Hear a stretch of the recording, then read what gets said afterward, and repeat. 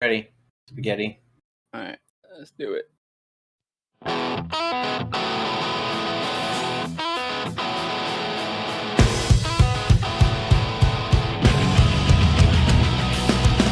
Hello and welcome to another episode of Beers Per Minute. I'm your host, Mick Pettit. As with me always is Calvin Mile.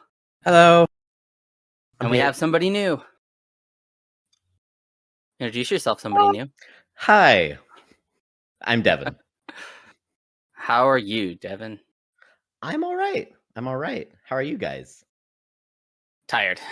Yeah, I'm hungry. You're hungry? Yeah. What are you hungry for? Turkey burger. Ooh, that's nice. Yep. Well, It's I'm gonna hungry be for exciting. beer. Mhm. Got some Pabst. Yes, I got good old PBR. got that blue ribbon.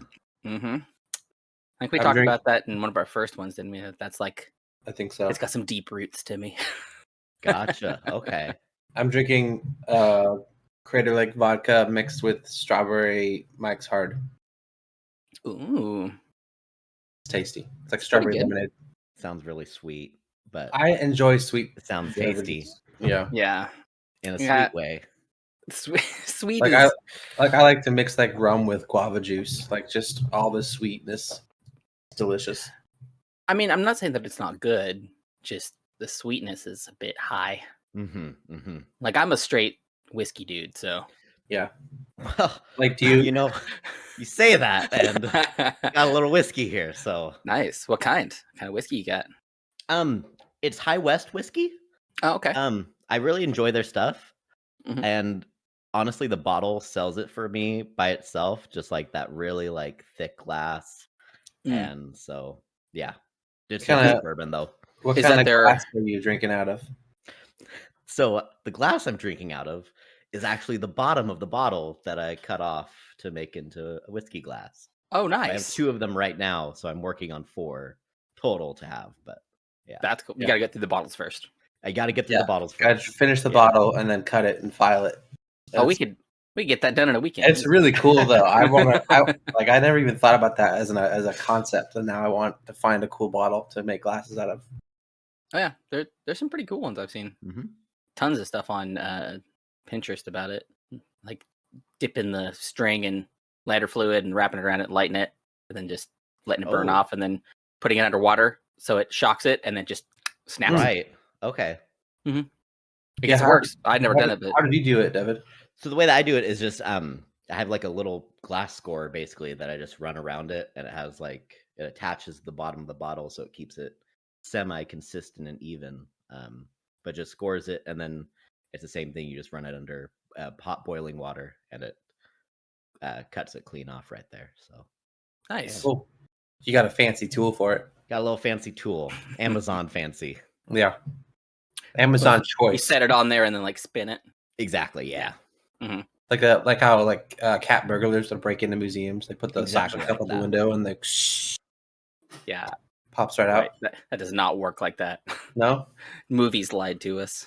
You got to So much. pour boiling water on the window afterwards. Right. Then it ends up going. Yeah. And it's They not never just show that one part. swipe around it either. It's like 40. you just spin it once and throw hot water on it and the whole window explodes. Oh, what movie was that? Was it Undercover Brother? Where he's trying to get into a window and he like taps it and the whole window around him explodes except for what he's holding. That sounds like it would be a Some, comedy movie. Some quality Eddie Griffin. Yeah. He had some good ones. I remember Undercover Brother was probably one of my favorites because it has Neil Patrick Harris in it. Mm. And he squishes some guy's head in the end of it. He calls him a sissy and he goes, "Don't call me a sissy!" And like, Wow. Just clapped him. Yep. I don't think I've ever seen that movie before. Oh, it's Undercover Brother. it's pretty good. Yeah, so he has to go undercover as a white black guy. Mm. Nice. So he's got to eat like mayonnaise, and they give him a watch that has like a secret hot sauce thing in it, so he can eat white people food. Wow. Yep. So it's like White Chicks, but a cop show. It's kind of like Austin Powers. So white chicks, but Austin Powers. Yeah, kind of, but he doesn't like cover himself up or anything. You know, doesn't make himself light skinned. He's just like Just pretends acts, to be white. Just Yeah. acts like a white guy. Mm-hmm. Interesting. Yep, that's a pretty good one. You guys are on the same time as Austin Powers as well. Do people not know that he's black? Like, no, they do, but he's not like black. Interesting. Yeah. Gotcha. Okay, that makes a bit more sense then. Yeah, he's light skinned. Got it. Okay. He eats mayonnaise like a white person. Yeah, but he has to put the hot sauce on it so he can actually keep it down. It's pretty funny. Yep. Yeah. Good old I days don't want movies. to. I don't want to get into a mayonnaise conversation again. We'll just be repeating our episodes. Right. There's I know, a and lot I that can be said about mayonnaise, apparently. So. There is. I'm supposed to make some, but I haven't yet. Yeah. But that's on the list. That's on the list of things I have to do. So, what you guys been up to this week? Anything exciting? I worked on my car today. That was fun. Yeah. I I figured out what I did wrong, and I'm just glad I'm not the first person to do it. So that makes me feel less stupid. You looked it up, like, why is this broken? And they're like, oh yeah. Yeah, well, I couldn't figure out what was going on. So my car wasn't shifting past second, and it sounded like it looked like it was, and it felt like it was, but it did not sound like it was at all. I took the pan off, drained everything, and I pulled all the fluid out of it. And as I'm checking all the sensors, I realize that I haven't been putting transmission fluid in the transmission. I put it in the front differential. Because Subaru, in their all, powerful wisdom, made the differential and the tranny stick both yellow handles. Oh. And made the differential on the passenger side right within reach, easily to get at. And you see the transmission right by it. So it's like, oh, that's got to be it. They put the transmission dipstick on the driver's side way back behind where you can't even see it. So I drove from halfway to Chelan and then all the way back from Lake Chelan to Raymond. So probably about 10 hours with ATF fluid in my differential. Wow. Yeah. So I had to drain all that out and put it all back together. And now it works and shifts perfectly, runs like a kitten. Except now it's a loud kitten. What did it do to let you know that something is wrong?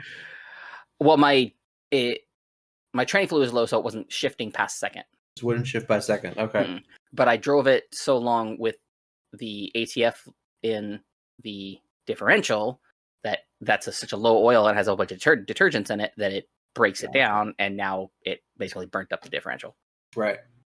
So it's just loud now.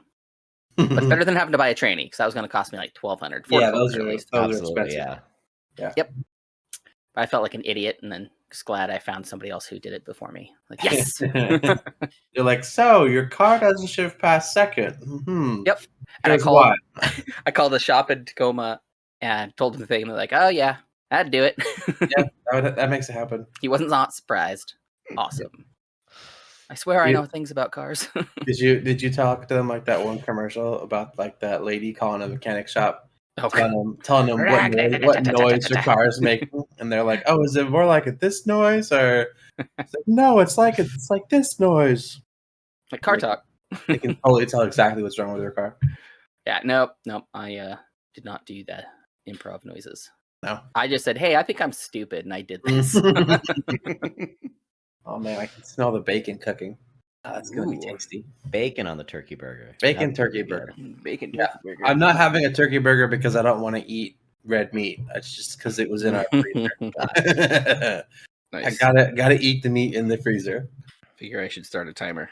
Just like in general to end the podcast. Yeah. That's what it helps actually, because then I know like, hey, it's time to stop. Yeah. It's time to stop. You gotta edit that meme into the I think you'll like you filthy Frank or whatever his name is with the clock. It's time to stop. I'm having fun with some of the editing. Yeah. Like the not quite a cold open, but just a little bit, like our counting in on that one. Yeah. And I should have done one with Jeremiah's, but with the one that's coming out this week or last week now. For you, if you people are listening to this one. With Jason, I did something kind of cool at the beginning of it. It's funny. I think you'll like it. I haven't even heard it yet. People who are watching this video already heard it, and I haven't even heard it yet. Yep. It's a surprise for Probably everybody. really good. It Probably actually was pretty good. spectacular. We actually got into some deep stuff about how he got into Elvis, and Nice. I wish I could have made that. That made me so mad that whole weekend was just kiboshed for me. I know it I'm would have been so mad. fun. I was so looking forward to that, but I'm all better. My wife's all better now. No more COVID. Both tested negative. That's good. awesome. So, and we're gonna go see Dusty Cubby tomorrow. Yeah, that's gonna be awesome. Well, Devin might come. It's a possibility. Oh, yeah? I might come. Dude, that'd be awesome. Yeah. They are probably one of my favorite bands now. Yeah, no, I really like them. I got to see them down in Olympia actually. Oh, just like a cool little like bar venue. It's called The Voyeur, and it's anyways, it's a cool little weird little venue or whatever. Kind of it's real Olympia, but I've been to that venue before actually. Have you? Okay. Familiar. Yeah, they have really good foods there and stuff. But those used to be my streets. Nice. I lived in Olympia for a while. I know 4th Ave well. Very nice. Yeah. Okay. The Clipper was probably one of my favorite spots. Oh, the Crippler, man! I love it so much. The old people and the sticky floors. Yeah, they make their drinks real strong there, and they're cheap. They're very cheap. I think I should be going there. Where's this place at? It's right off of 4th Ave. Yeah. So The Voyeur, you saw Dusty Cubby. The Crippler. That's what we call it, is the Crippler, because it cripples you very quickly. Fun. It's my favorite. But yeah, we go there for karaoke every once in a while. It's a cool vibe. That whole little strip right there has some I'm Wild Man Brewing's now right next there too, so it's just getting better. Yeah, we'll be down there. Yep. At some point eventually. I still have a jar for the first batch of mead in my fridge that I'm gonna bring so you can try it before it's all gone. Sweet. That's awesome. Yeah, maybe we'll have the head brewer of Wildman try it as well, and he can hire me to make. Oh, Christian, yeah, right. It'd be a great job for me. I'll make some mead. His stuff's good though. Like I'm a snob when it comes to like mead because I have a friend who owns the Asir Meadery up in Everett, and his stuff is superb. Yeah, like it tastes like Ren Fair to me. Like that's what it. That's all I could describe. So people that know, it tastes like Ren Fair. I need to taste Ren Fair mead still. I don't know what type it is because I know there's like two types of mead. There's like really rich, like sipping mead that you have to drink slowly, and then there's mead that you just want to guzzle because it's so like refreshing and delicious. Well, so yeah, you have like your sessions, which are lower content. They're usually around 5.5 to 6.5%. Whereas your standards are going to be like 12 to 14. Well, because I feel like my mead is a high alcohol content, but it's not super rich, so you can drink it. You could take gulps. Oh, really? Too. Yeah, it's like for me, anyways. It's like my perfect mead. It's what I wanted to make because when I think of mead, I always think of like Vikings, like drinking out of a horn, like as fast as they can. And like all the mead that I've had, like from Total Wine or whatever, is like rich. Like you can't, if you drink it fast, you won't enjoy it, type of thing, because it's too much flavor. And then I had one at like the Olympia Co-op recently, not recently, like I guess it was 5 months ago now. That was like the first mead I had that was light and refreshing that you could just like guzzle. And I was like, this is the mead that I want. I want this. And so when what was the content on that one? It was like 12. It was strong. Oh, okay. Maybe it was like 11. Yeah, it was double digits. But nice. Yeah, it was just light and airy and refreshing.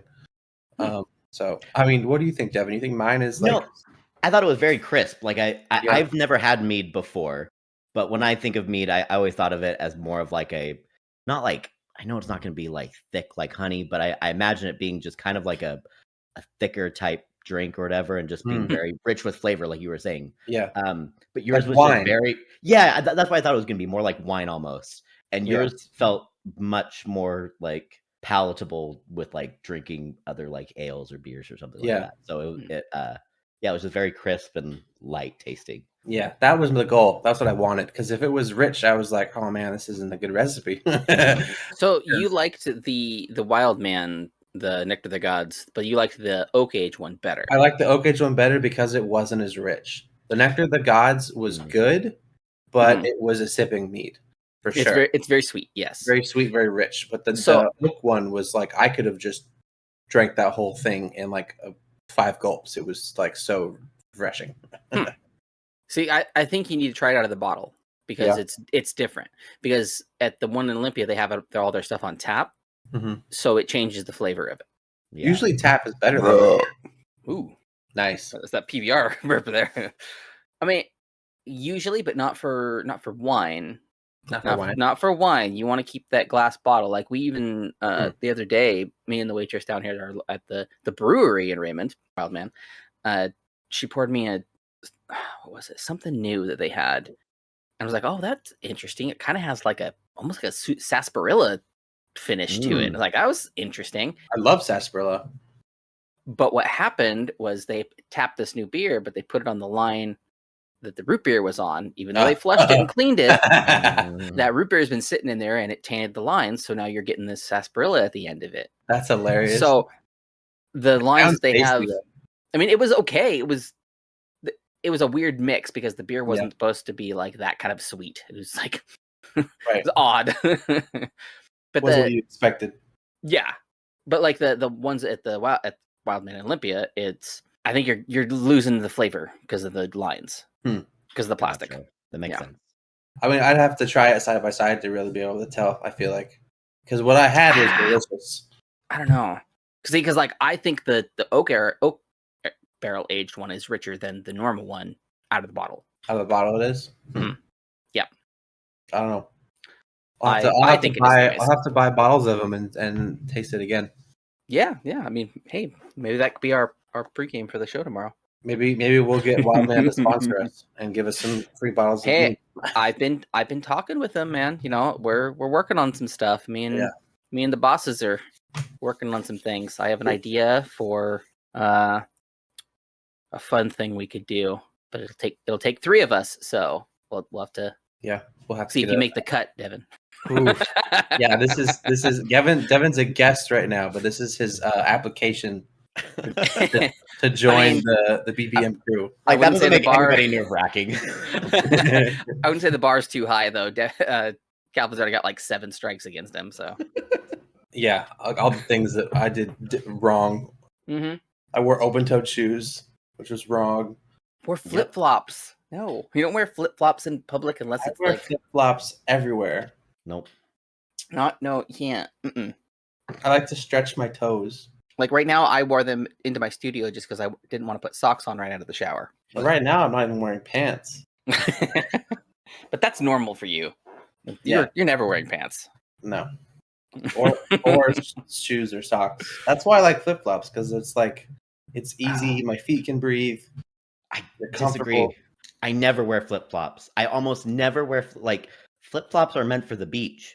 That's what they were designed for. He's trying real hard to ace his application, isn't he? Yeah. He's like, I don't even own flip-flops. That's what you don't like? I don't have those. I do. I'm not that type of person. I'm not like you, Calvin, and that's okay. But it's See, at the I'm beach, wearing pants right now. At the beach, I don't wear any shoes.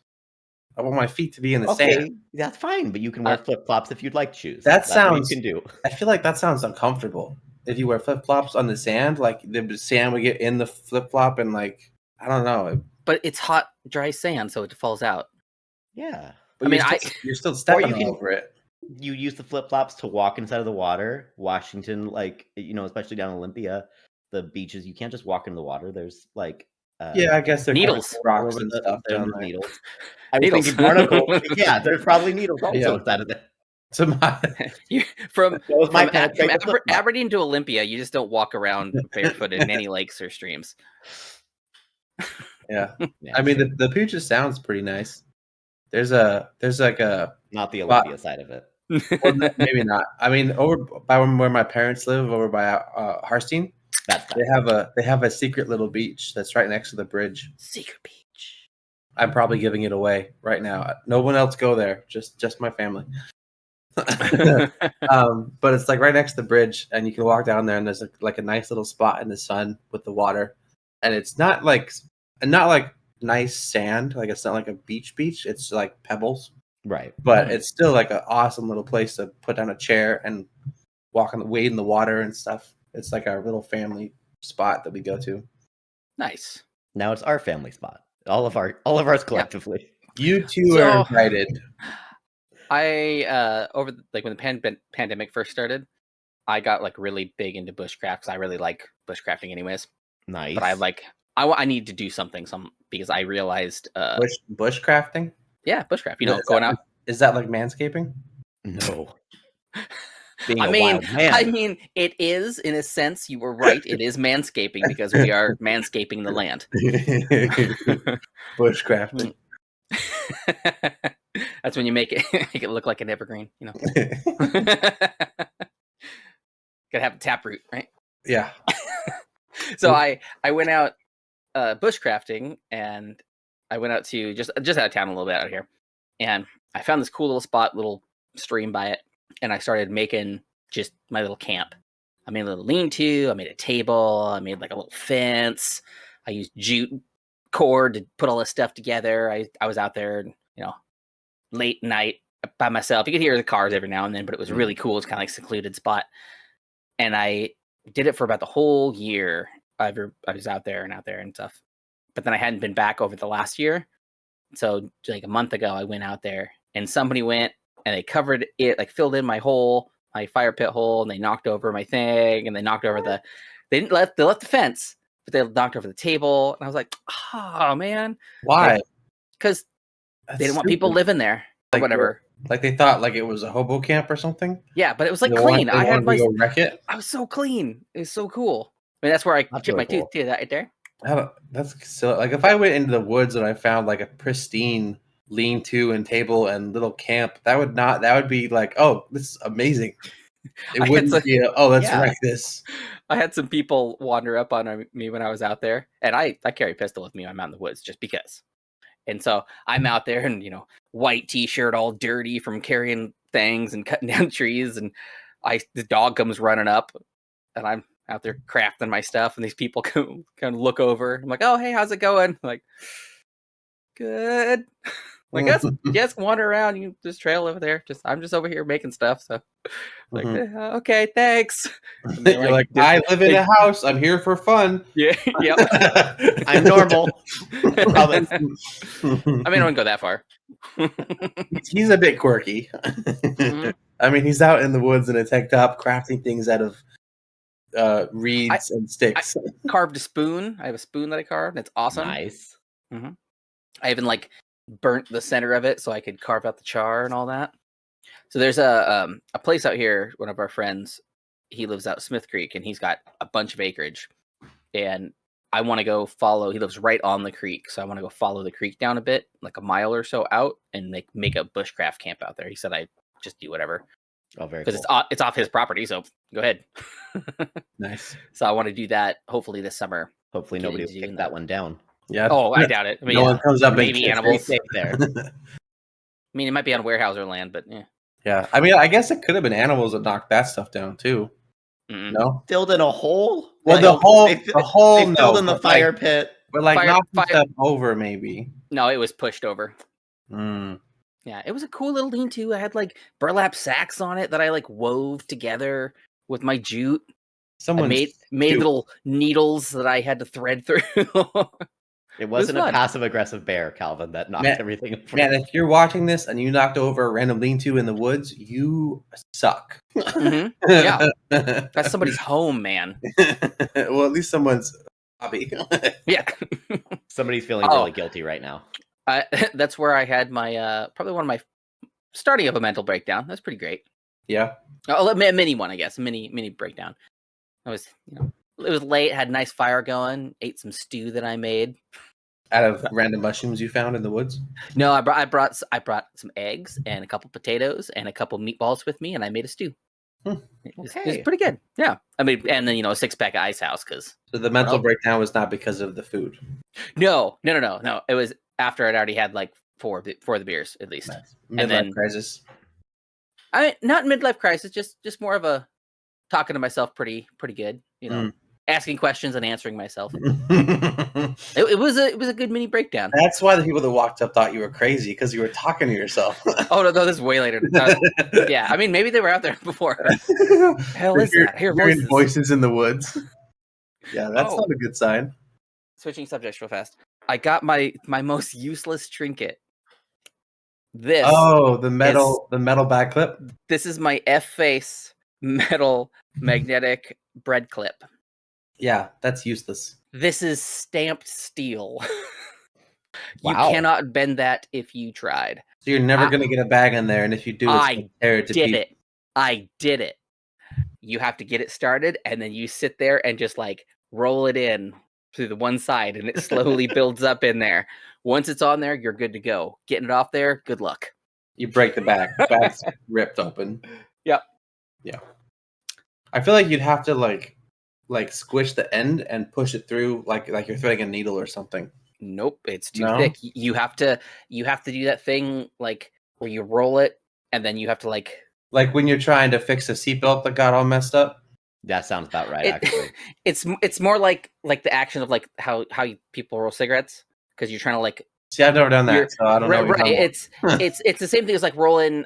I mean, what else do you roll like that? Play-Doh? I think of no, because you're trying to roll it into burrito? itself and then spring roll. Pull it in. Yeah, like an egg roller, spring roll. You're trying to like pull it into itself. Like you go over and you pull it, and then you wrap it over itself. But you continue to pull. Yeah. Do you get that or no? Nope. No. Do you understand? No. I do. Yes. You do. Okay. I get what you're saying. I get what you're saying. Okay. Yeah. You start with it flat, and then you slowly roll the flat end up into itself like that. Regardless, it's a waste of time and energy. Yeah. Oh yeah. It was probably the best $20 I've spent though in a while. If you take it off, your bag is in shreds. Funny thing too, I bought 2 of them on accident.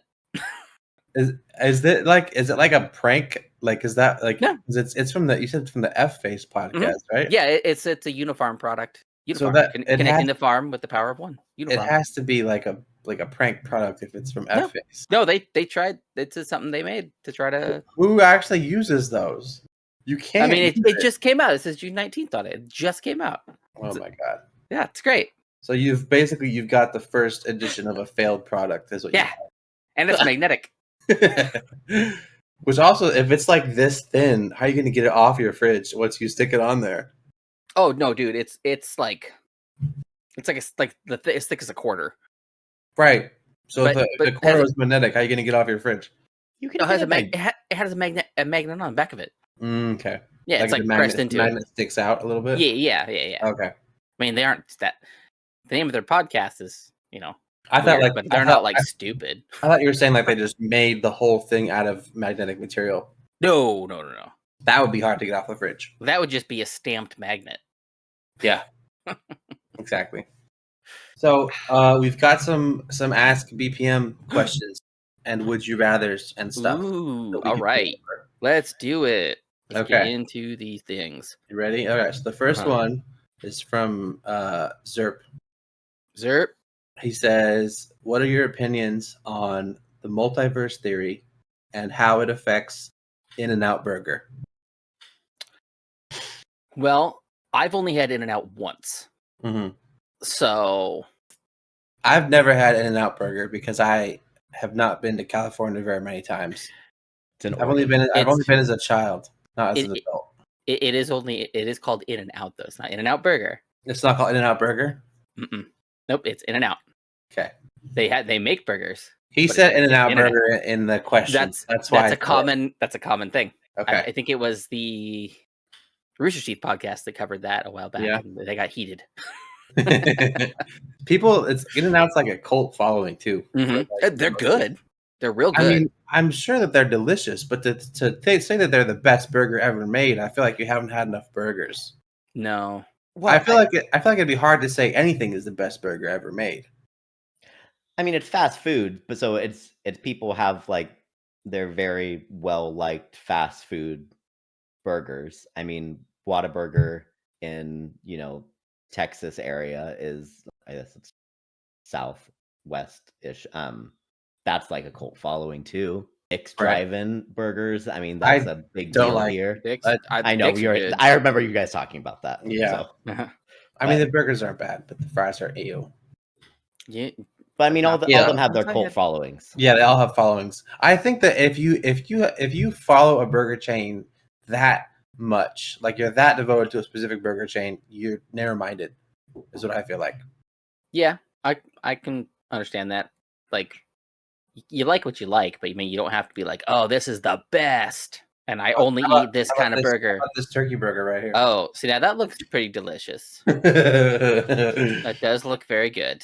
That felt like the hand coming out of the wall and handing you a plate of food. She said she didn't want to be on camera, so she just passed it in. That's okay. Double patty. It's two quarter pound patties. Ooh, I'm hungry. I told you. But yeah, like I have like favorite burger. Like I love Hervey's burgers. I think their burgers are amazing and relatively reasonably priced. Like they're like $9 to $12 depending on what you get on it, and they're like big, lots of fries. Like I love Hervey's.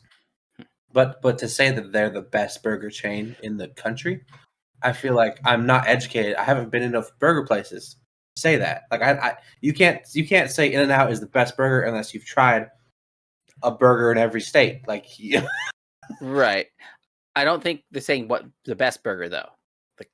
That's what the ask question though didn't say anything about the best burger. It's what is the we're tangenting, honestly. Yeah, what the multiverse affects it, how it affects it. Like I said, I've only had it once, so first let's talk about our opinions on the multiverse. Do you think multiverse theory is true or not? I mean, it's plausible. Yeah, I can see how it's plausible that there are other universes similar to ours, but differentiated by individual decisions. Yeah, I mean, it'd be cool. It'd be cool. It'd be really cool if that was a thing, and you could see how it could possibly be something like that. I think it's only a thing in fiction. I don't think it's a real thing. Mm-mm. I agree. I don't think it doesn't have any ground necessarily. There's no ground to it. Mm-mm. It does make me feel better to think that there might be another universe where I actually liked In-N-Out Burger. So thinking about it in that way, I'm like, okay, there's one universe out there that I actually thought it was good. A universe where I got a job as a programmer at 18 because I made better life decisions. Yeah, pretty nice. Yeah, a universe where I never got sad at all because of my decisions. That sounds nice. I made only good decisions the whole time. So, hypothetically, if there were multiverses, what multiverses wouldn't have In-N-Out burgers?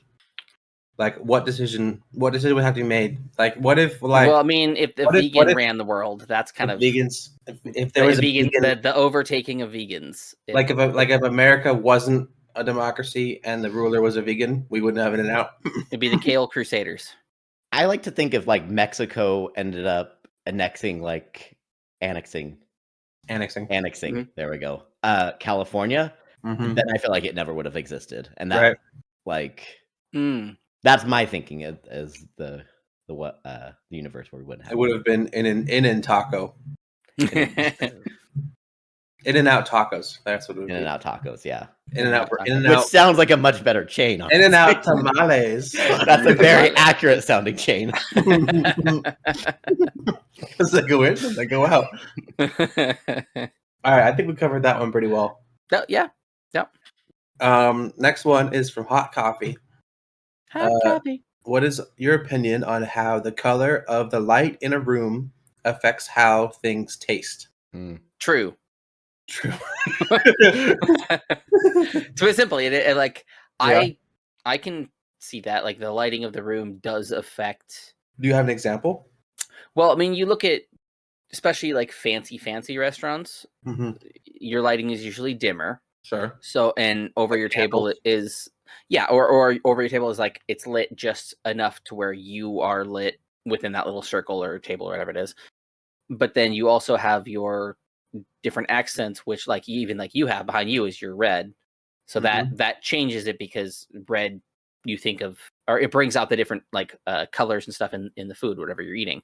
If you have more of a red light, your stuff's going to be darker. So you'll be more vibrant in those colors. But you have like a yellow, then those different accents will color. The greens will stick out and things like that. So that would be how it looks, but how will that affect how it tastes? How does the color of the food affect the taste of the food? If something looks like say you had like a perfectly cooked medium rare steak. Sure. Okay.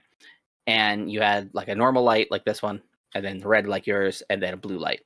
Or a daylight LED, say that, because those are kind of blue. Sunshine. You're eating outside. No, because I'm saying this is like artificial light. Artificial light only. Artificial light, yeah. Because if you're going to be eating like you're in a restaurant usually. So with your like normal light, it looks good. Like you can tell that the steak is cooked the way it is, and it's appetizing, especially if it's done right. Mm-hmm.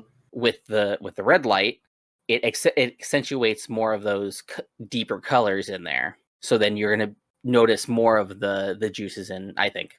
Do you think subconsciously the food tastes better if you can see that it's cooked well?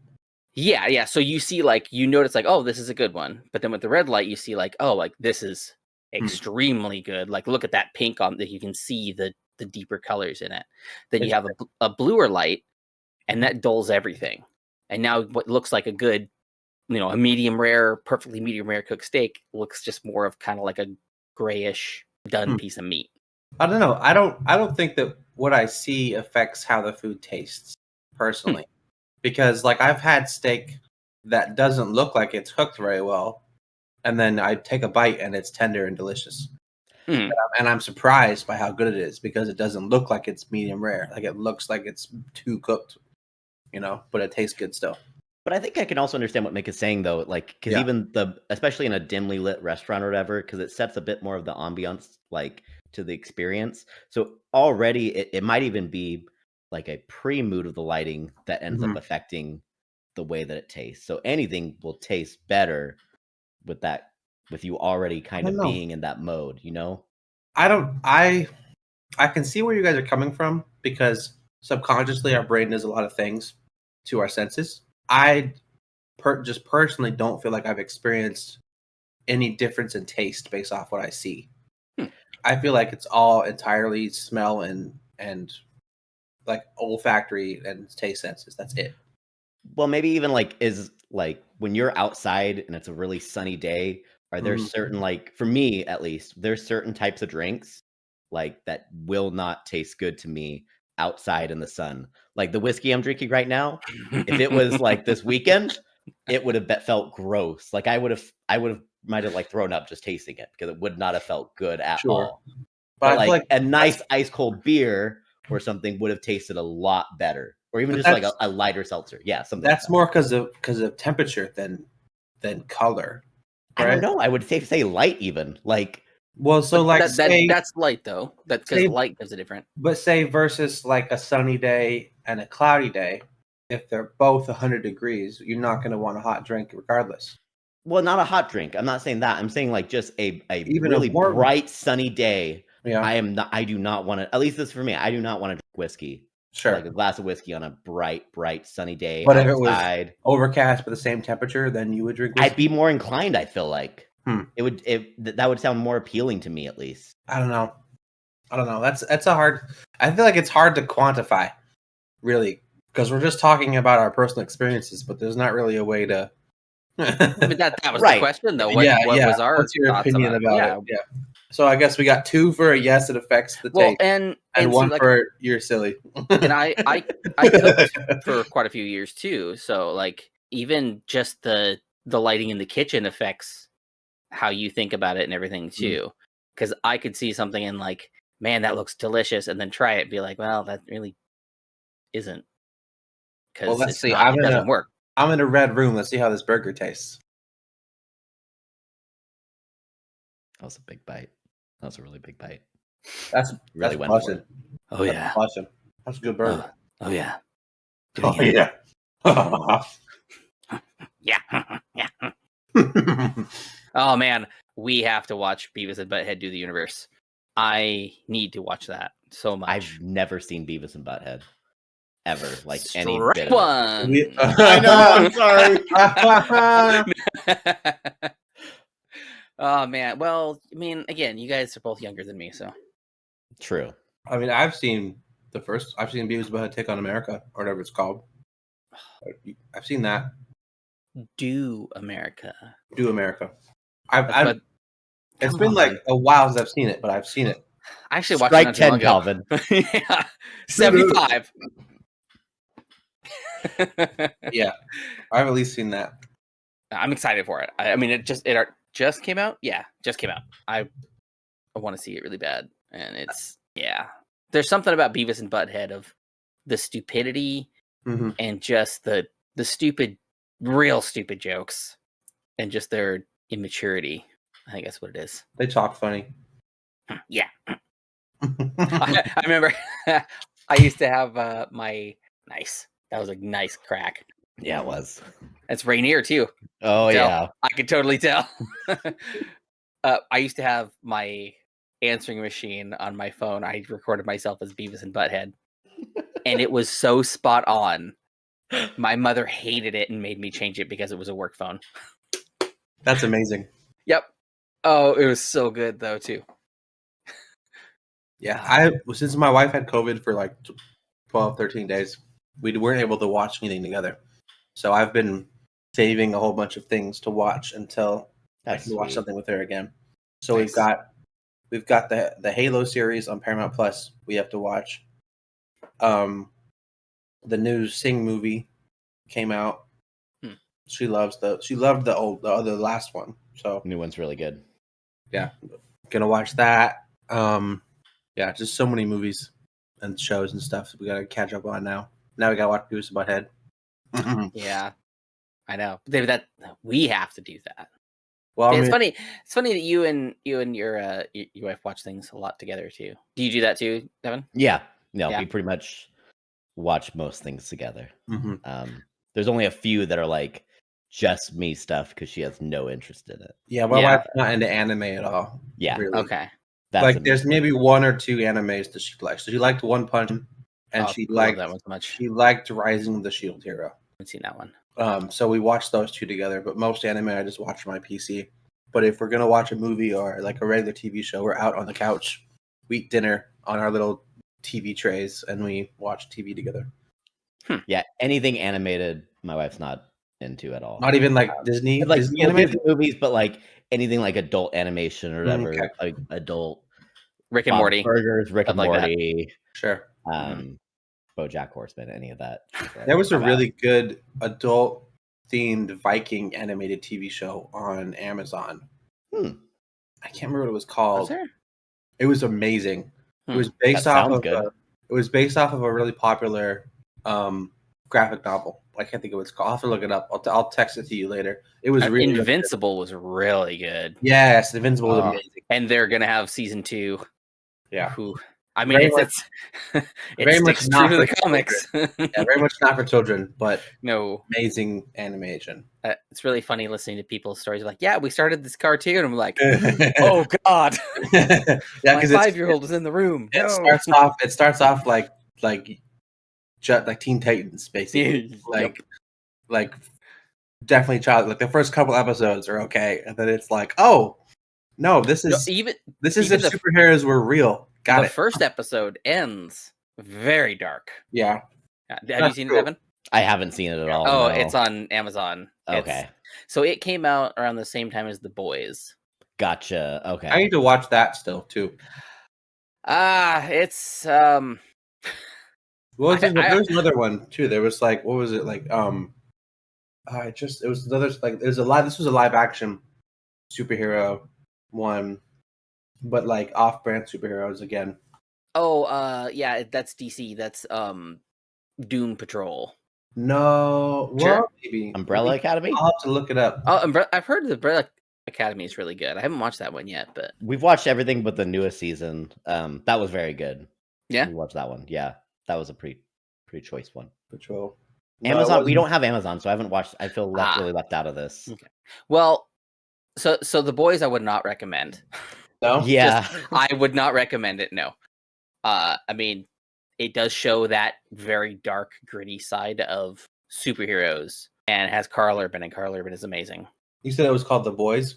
Yeah. Yeah, that's what I'm thinking of. With that one, the bad guy's called the Homelander. Yeah. Yeah. It's pretty graphic. Is it graphic? Okay. Oh, very. Yeah. I haven't seen it, but I keep seeing memes about it, and I wanted to see what it was about. It's pretty gory. Yeah, a lot of C's are thrown around because Carl Urban. Okay. Wasn't there another live action like superhero one that came out? I feel like within the last couple of years. I don't remember if anything else was done. There's been a couple. I saw them on Netflix. Yeah, I remember there being something else on Netflix. Random superhero shows that are like more adult themed. Do you guys remember Heroes? Love Heroes. I still love Heroes. That's such a good show, man. Mm-hmm. That was one of the ones that I actually like pre-ordered the seasons. Oh, really? Okay. That's how old I am. I pre-ordered the seasons of DVDs, man. I think we still have some Heroes DVDs floating around somewhere. It was really good, but I was disappointed with how it ended. Did it end good? It was good. It was non-climactic. There you go. I remember the show going downhill, like in terms of, like, at least for me, it just felt like it went downhill after like pretty quickly. Honestly, like first season, great. Second season, good, and then kind of like never really reached that high again. Third was like, all right, and it's like, okay, we're gonna wrap everything up in the last. I think it was 5. I think it was 5. Yeah, they wrapped it up in the last 2. It was kind of like, felt like a forced wrap up, not necessarily like the direction that any of them wanted to go. Really, yeah, they could have done a whole lot more with it, but I felt like they just kind of like were trying to follow those one characters, and that's it. Did you guys ever watch Smallville? Bobby just finished that again the other day. Again? The whole thing. When he finally learns how to fly. Evan, did you say that you hadn't? I've never seen that one. No. Really? It's a really, really good. It was like small. There's my parents had 3 TV shows that we watched like as a family. Like we'd like get together like on Wednesday nights and we'd watch them as they came out. Wow. Okay. It was Chuck was one of them. Okay. That was a good one that got canceled. Pushing Daisies. Another good one that got canceled. And Smallville. Smallville was good. Those were our 3 shows that we watched like as they came out. Nice. So we've like Smallville is like my childhood. Gotcha. I love it. I definitely recommend it. I mean, it gives you like a whole different view on Superman. Like because like most people just know Superman is like as when he's already an adult and already established and already like invincible, basically. Like he's kind of a lot of people don't like Superman because he's too invincible. Like he is the only weakness is a green rock. And I resonate with that. He's like the good guy that always does the right thing. And Smallville kind of explores more of like his origin and like how he became who he is and stuff. Gotcha. But it is CW. Yeah, it's CW. So it's kind of framed as like that drops at about 3 steps. It's framed as like it starts at like a high school drama TV show and then it turns into Superman. I think that's what maybe always kind of, I mean, because I remember like a lot of people watching it and I feel like that's what always kind of held me back a little bit of just it being more of a it's a teen soap opera drama. Yeah, that's what it is. Yeah, I loved it. It's good. It's good. It's cheesy, but yeah, you know what you can do. I know. Like my mom also loved like Gilmore Girls. And see, now that actually is really Grey's good Anatomy. Because that has some cool like Gilmore Girls is interesting because of how fast they talk.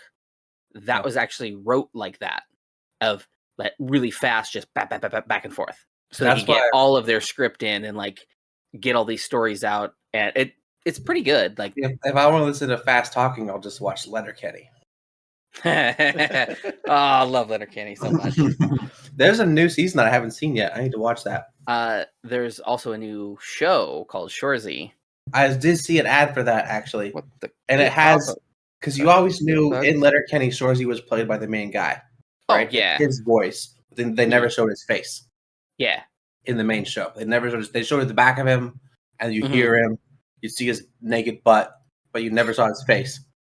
But in Shoresy, I saw the ad for it, and it's actually the main guy from Letterkenny with like a tooth missing. Oh, really? Yep. Oh, yeah. Yeah, they finally showed Shoresy's face in the Shoresy show. Is that right, Riley and Jones? It's hilarious. I saw the ad for it, and I was already dying laughing.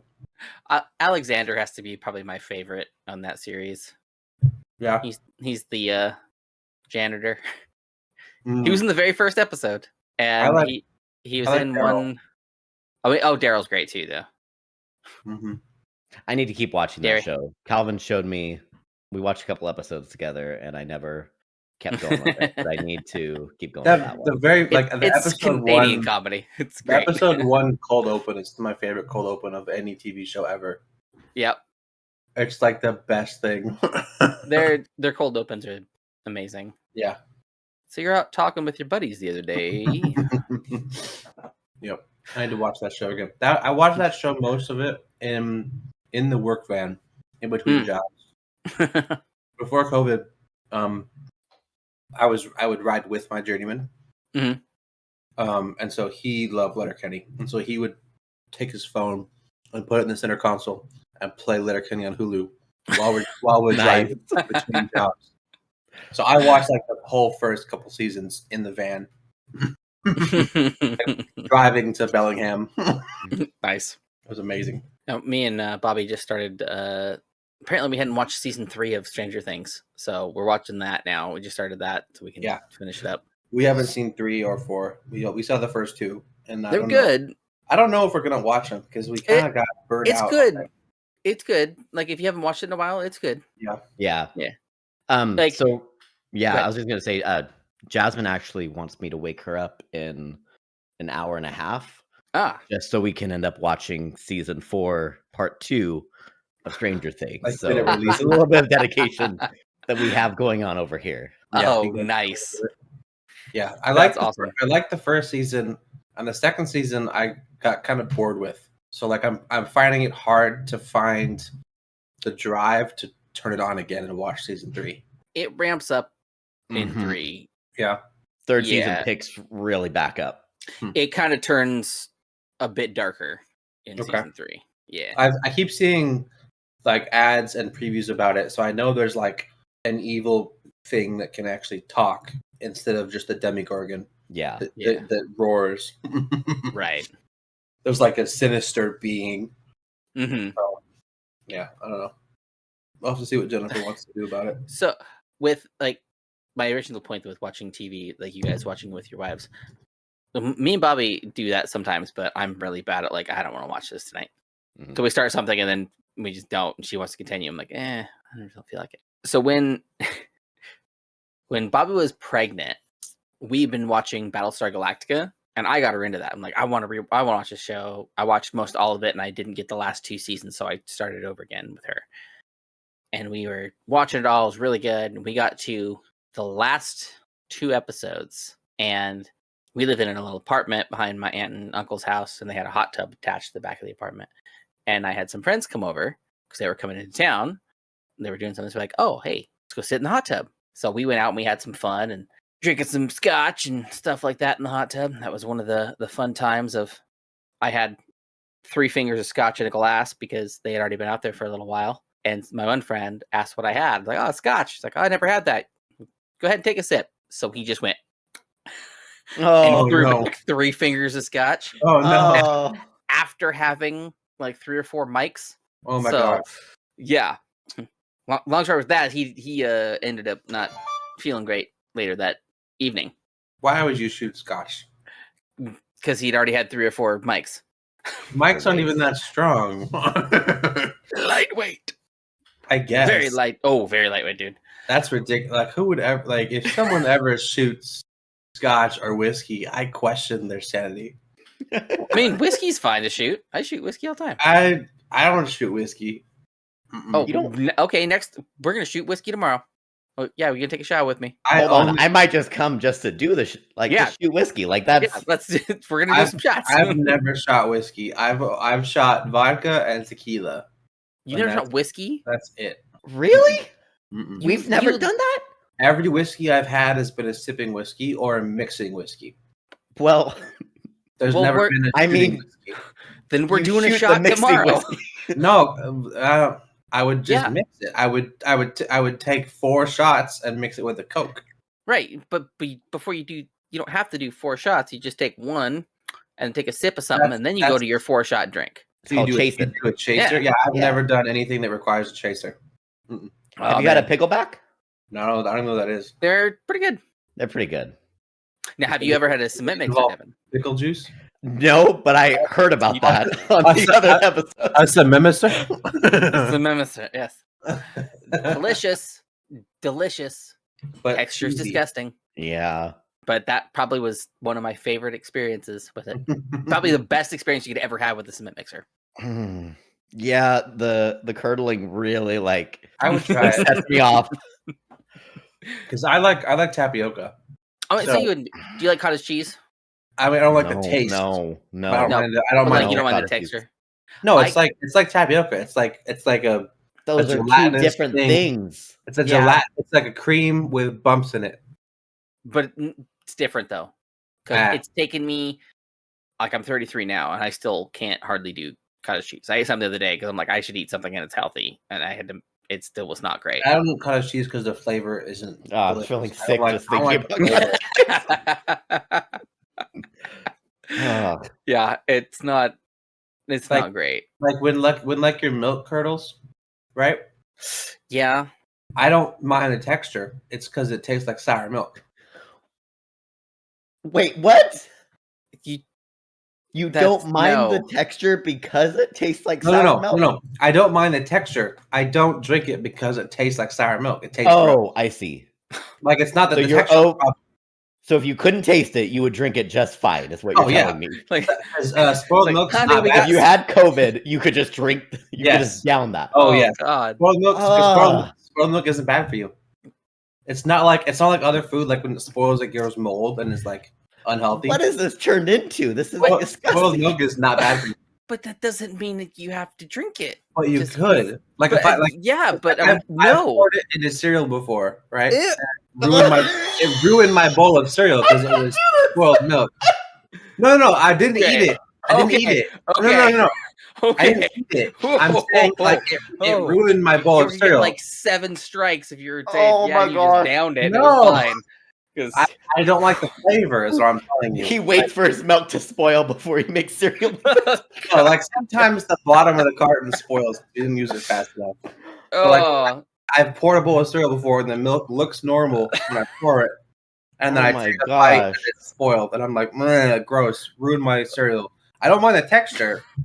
It's the flavor I don't like. The texture is the worst part. I feel like, honestly. I can deal with the flavor of cottage cheese. It's. I don't like the flavor of cottage cheese. That spongy yet hard, it crunches teeth. It's not like boba. Like I can do boba and I can do gelatin. So much different than that. But boba is like tapioca, and tapioca is different. It's got a different texture to it. They're gel versus the curd. The curd is something. It kind of dries as you smush it with your tongue. Sounds tasty. Oh gosh. Yeah. No, I don't like the flavor of it though. That's why I don't eat it. But theoretically, if you couldn't taste. But if you like the flavor of sour milk, you'd just be down in it. I would have no problem if I enjoyed the flavor of sour milk. Gross. Yeah. Oh man, that's so disgusting. We've got that far. For you guys, it's just the texture, apparently. That's the biggest thing. That's the front and foremost thing. If you couldn't taste it, you still couldn't eat it. I mean, I could eat it, but it's not. Devin says no. No. Although Devin gets sick if other people gag. Also, so that's a whole thing. Or if we just talk about vomit, he starts gagging. No, I don't understand the parameters necessarily. It's very specific. I don't know what it is exactly, but it is specific. I got some good stories for you then. No. It's not going to be fun for any of us. This will not be good audio quality. I think it'd be great for the listeners because retching in the background. All right, let's go to the next question. Yeah. Actually, we're getting real close to time too. Are we at time? We're just about. We got about 10 more minutes. Okay, we could probably go over this question in 10 minutes. Let's do one more. So this question is from Devin. Oh. He says, discuss collectively your definitive list of games to play that are critical. Like not your favorite games, but like a video game required reading list. What games? Glad I get to be here for this. What games are required reading? That's a pretty good one. Sorry, I'm like really far away from my microphone. That's not going to pick up great. That's a really good one because I started back in NES, so you probably have a really wide range to pull from. So for me, I think it would be like Super Mario 64. Mm-hmm. That is a good one. Yep. Mm-hmm. Probably Ocarina of Time. Yeah, that one definitely. I would say Link to the Past as well. Yeah, that's Link to the Past was an amazing game on the SNES. Is that the one that got remade? Yeah, I would put the remake instead of the original, personally. Well, I've played the new one. I stick with the original. You used to play the new one. It'll blow your mind. I'm sure it's good. I'm sure it's really good. But there's something about that one and the things you have to do in it, and like finding the mirror that can take you from the light to the dark world, and like going through all those different steps without any information or tool tips or helps that you get nowadays. Well, that's all. Like, there's no tool tips in the new one either. It's literally like they took the game and improved the graphics. That's it. And the sound. I'll have to try it then, because like that one, even with the crappy graphics, is amazing. Yeah. I think maybe Skyrim. Skyrim was like one that I felt like was on the list. I feel like that's a basic bro answer, honestly. But I mean, it's amazing. It's an amazing game with hours of replayability. But I feel like it's like, oh, what game do you like? I like Skyrim. Like it's. Well, I think about it in the term, like I guess when I asked the question, I framed it on like, what games really had a large impact on gaming industry or games going past it, and like Skyrim was a pretty big moment in terms of gaming. It redefined open world RPGs. Mario 64, like that's a pretty pinnacle moment in terms of gaming. Halo Combat Evolved. Pretty pinnacle moment in terms of gaming. We had shooters before that, but it was like that was a Halo big moment. The shooter. Mario 64 was the 3D platformer.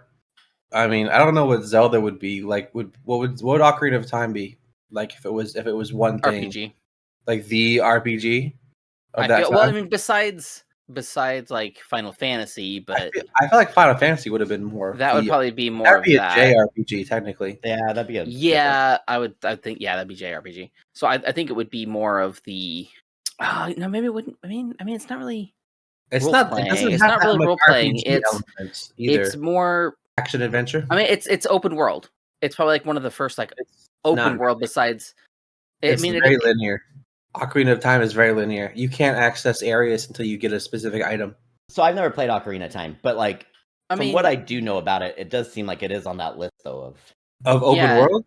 No, just of like an important game. Yes, important game, not open world. The only no Zelda game has been open world except for Breath of the Wild. Every other Zelda game has been linear. You might be in a world. It's not super linear though. It's not like you have to. It is. You have to go to each place in order to access the next place. Every single Zelda game has an order you do the dungeons in. Right, but that's like the main quest things. But you mean it's open world in the fact of like you don't just have to go from here to here to here to here to here. You can go from here to here, but there's also like a couple things you can do in that area before you have to go to the main quest. Sure, it has that don't affect it. It has side quests and open areas, but unless you can go to any point in the story at any time, it's not an open world game. That's the thing. Like in Breath of the Wild, you could go straight to Ganon while you're naked with a stick. Yeah, and that does not exist in any other Zelda game. You have to beat every dungeon. I don't think that necessarily implies that it's not open world, though. I mean, no, that's what the genre is. That's what if you have to follow a linear path of progression, it's not open world.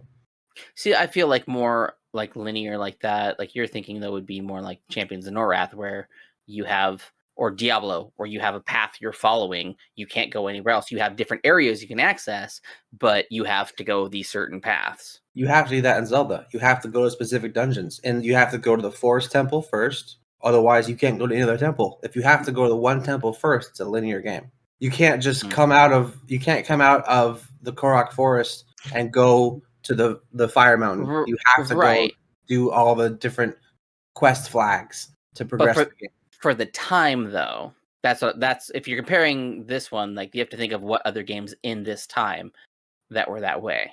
Like you had Mario 64, Zelda. What was one of the other ones? There was Mario 64 was more of an open world than Ocarina of Time was. Okay, but neither of them are considered open world games. Neither of them are. Just because if you have to section off parts of the game, it's not open world anymore. That's it. That's the qualifier. Well, I mean, there are even open world ones that section off parts of the game until you get to it. Why did my camera do that? Stop it. Well, there's some stuff in Skyrim that you can't access until you do certain things. No, I mean, isn't Mass Effect similar to open world? You can go anywhere in Skyrim you want as soon as you spawn. You might not, but you can't progress specific quests, maybe because you have to wait for a thing. But you can go anywhere you want. Right. You could travel to any point on the map. That's why the alternate start mod can even exist, because you could spawn in the middle of the forest naked and still go do any quest you want. You don't have to follow a linear quest line. In Zelda, you have to follow a linear quest line. You can't go to the Zora domain first. You can't go there. It's not just. I mean, so you can say the same thing then with Mario 64 then too, because you can go around, but you can't do anything unless you start that main quest. It's not an open world because you have to go bomb on Battlefield first. But with all the games around that time, they are the most open world. Like the start of that, hey, I came into this area and I can go anywhere. I wonder what in this whole big area. I wonder what the first technically open world game was. Like what was the first one? I don't know. Because the first one that I think I've played was probably Skyrim. But that was definitely not the first one. I mean, say Morrowind. Actually, probably even before that. Probably like the first Elder Scrolls. Or not the first one, because the first one was like a dungeon. That was more linear. Probably like the second. Daggerfall was that 2? Probably Daggerfall, yeah. Daggerfall might have been the first open world game. What year was Daggerfall? That was I have it over there somewhere. Do you? Oh, wow. I do. Yeah, book and disc. An actual book and disc, and which you have to have that book because exit the first dungeon. It says on page this, line this. What does it say are the components of this potion? It was 1996. Mm-hmm. Okay, I was gonna say 90s. Yeah, late 90s. It's good too. Like has mouse direction for hitting. The first open world game was called Jet Rocket, released by Sega in 1970. Whoa. Yep. Apparently, according to the Open World Games wiki. I have no idea what it's about. It looks like you drive a car, but that was the first open world game where you could go anywhere you wanted. Interesting. Yeah, it's a very specific genre. If there's any area, not just content, because like there's quests. Obviously, quests have to be progressed in a certain way. But if there's an area of the map you can't get to until you do something, it's the world. Because realistically, in open world, you'll be able to go anywhere you want. Then you could say GTA is an open world either. Then you can access your island, but you can't go past that spot until you progress the story. Like so that's even GTA 3. GTA 3. You're on this spot until you progress past a certain amount of missions. You cannot exit that part of your area, and then you go to the next island. Like, is it like a tutorial? Because like Breath of the Wild has a tutorial. No, it's not a tutorial. The first 4 shrines before you can leave the plateau. Even Assassin's Creed is like that. You could say that's open world, but you cannot access certain spots until you progress the missions. The newer like Origins and Valhalla, I would say are open world because I mean, even though like if you go to the area, you'll die because you're level 3 and they're level 70, but you could run there if you wanted to.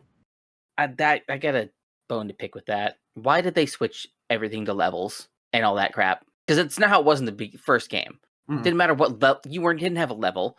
If you got the drop on the dude, you got him. You don't have to it did nothing.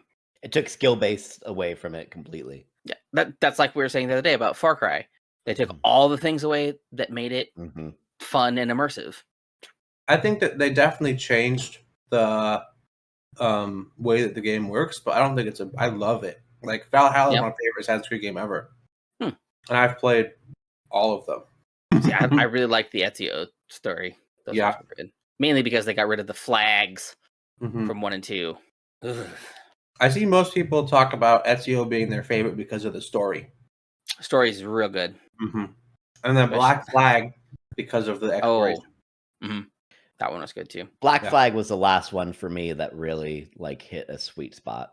Yeah. After Black Flag, they just kind of all felt a bit more generic. And I get that they're not generic, but like it felt like an end of an era almost for the way that the games were going so far. Well, there were a couple flops, like the one that had 2 people. What was that one called? That had when you were in London? Syndicate. Syndicate sucked. That was after Black Flag, right? Yeah. Mm-hmm. Yeah. Unity, the story sucked. The only good thing about Unity was that it was multiplayer. Mm-hmm. That was the only redeeming quality of the entire game, was that you could run around the city with your friends. That was it. So like they had a couple of games that were kind of not good at all, and then when they released Origins, which was in Egypt, took the game in a whole new direction, which I loved. Like it still had assassinations and everything, but it also added RPG elements instead of just like insta-kill everything all the time. Mm-hmm. And then from Origins, there was Odyssey, which took everything I loved about Origins, improved upon it, took out the garbage stuff. Like in Origins, if you got a shield, you were invincible to everything. You could hide behind your shield the entire game. Oh, really? And just wreck people. In Odyssey, it took the shield away. You can't use a shield in Odyssey. So, like, as they progressed through the newer vein of Assassin's Creed games, they kept improving upon the way the game worked.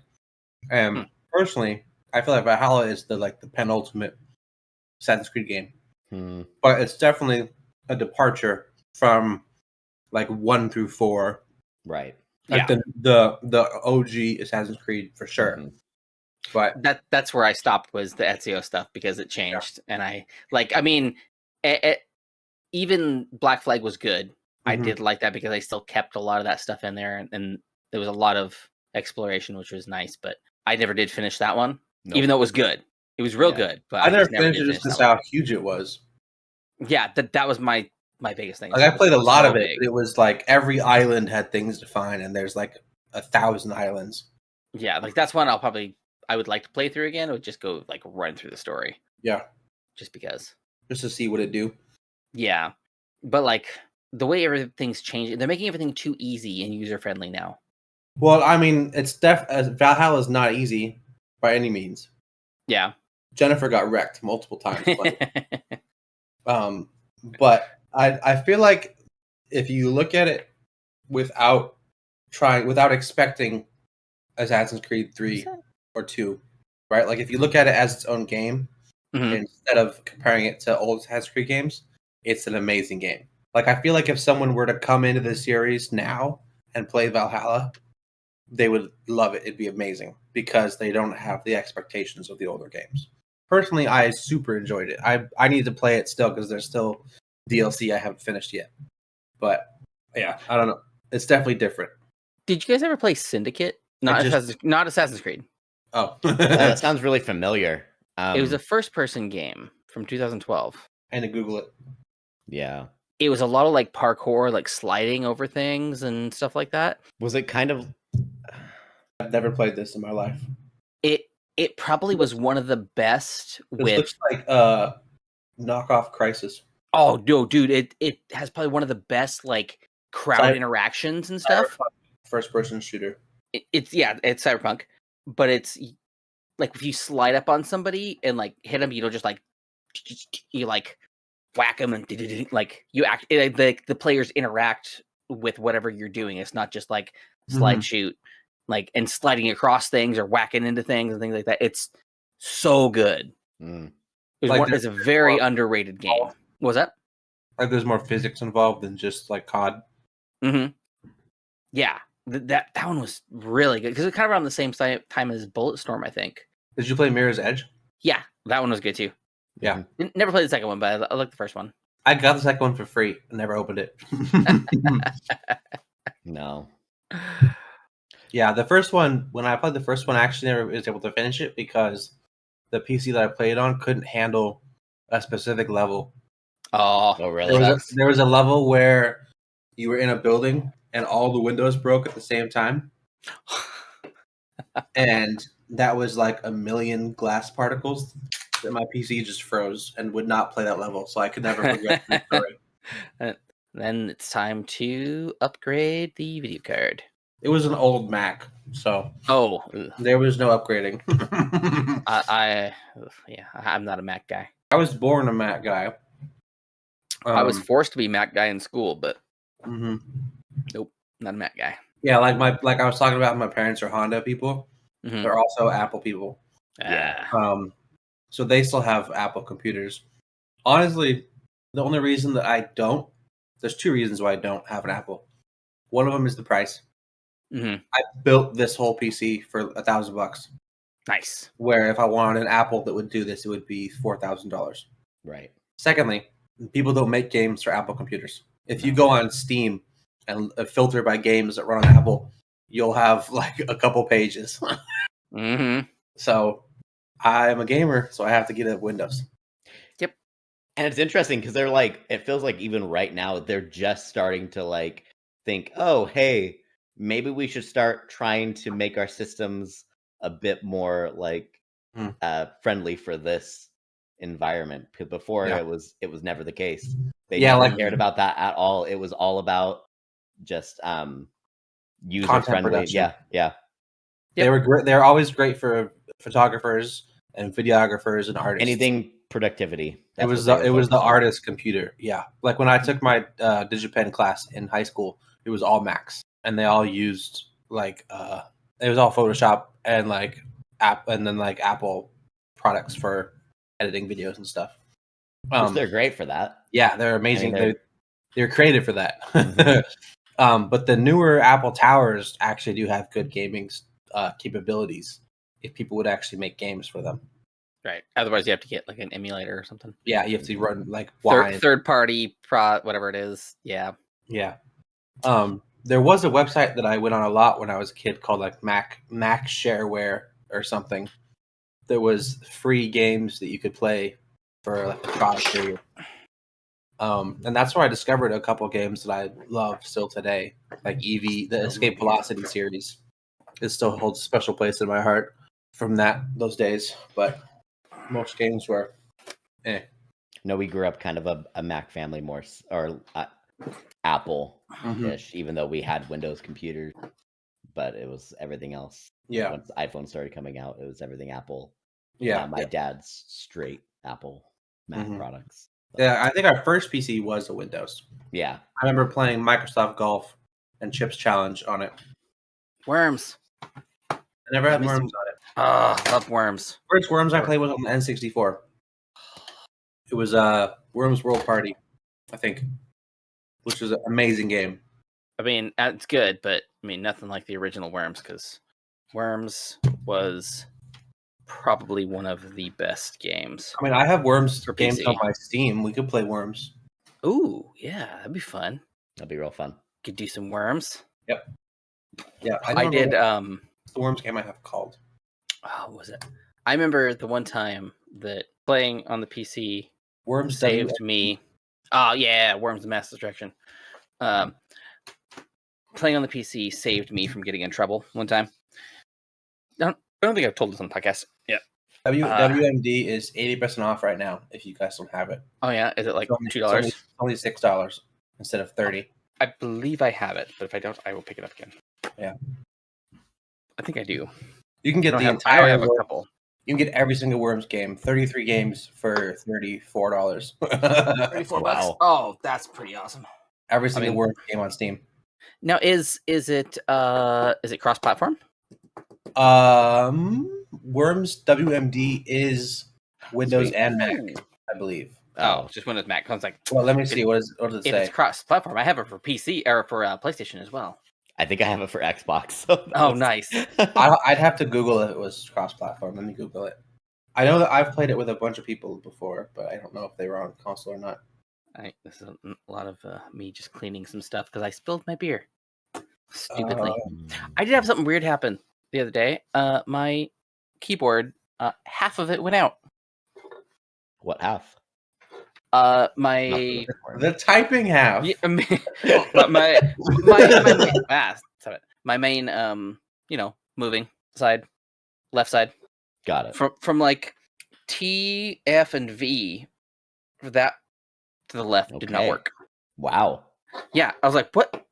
It just stopped, and it was working just fine just before that. So WMD is only cross PC platform, not cross Yeah. Okay. console platform. All right, that So works. you'd have to get it on Steam if we were to play. If I don't have it, I will buy it because It's only $6. Like that's way better than 30, and we could definitely play Worms a lot. Yeah, and hey, if you want to join our Discord server, do it. Yeah, and battle us. we have a Play. Discord server. It'll be in the description. We also have a Patreon for special things if you want to join us. If you want to join us in gaming, listen to our episodes live. You can be in this Discord call but muted and listen to us live. Or if you want to advertise something, we have advertisement spots both at the beginning and the middle of our podcasts. And now here's something special for all you bimps out there. Don't call them bimps. Bimps isn't a good one. BMPS. I don't like it. Bimps. I don't like it. They're pop tops. No, that doesn't flow off the tongue. It flows Pop perfectly. tops. No, it doesn't. I know I'm not part of the podcast yet, but if I were to cast a vote, I gotta Don't say say it. Don't sells me. I heard it I heard it just this week, and I was like, Bimps is way better than Pop Tops. I'm sorry. Strike stricken from your record. Yes. Bimps doesn't even make any sense. Yeah, better than Pop Tops, that's for sure. Beers per minute squad. What? BMPS. Bimps. It's He didn't even have that on Wednesday, but now he has that, so it's way better. The beers per minute squad. How does Pop Tops not make sense, Devin? I mean, it makes sense, but Do you know what a Pop Top is? yeah, we talked about this. Devin. Oh. No. In an aluminum can of beer, right? Okay. The thing that you pull is called a Pop Top. Are we sure about this? Yes. Sure, it's not like a pull tab or something. It's like that? also called a pull tab, but okay, got it. So can I insert pull tabs into the running? Because pull tabs are also gambling in a bar, so we can't use pull tabs. Pop Tops. So this is like soda and pop, then, is what you're telling me. I think we should call them the beers per minute squad. How about twist offs? And just Bimps for short. Big Bimp. I like Bimps. It just sounds. It sounds short, and I'm gonna push it. I'm push it You're so both hard, insane. Calvin. I'm gonna push it so hard. You're just gonna have to deal with it. If you come up with something better, Calvin, I'm all on board. Yeah, we can still workshop it. But so far, Bimps feels like the best one. Let's poll the viewers, guys. Do you want Pop Tops or Bimps? Yeah, BMPS, beers per minute squad, is the Bimps. Super complicated and weird. It doesn't make any sense. Makes total sense. Because we're the beers per minute podcast. They're our squad. So we're the original. We're the Bimp.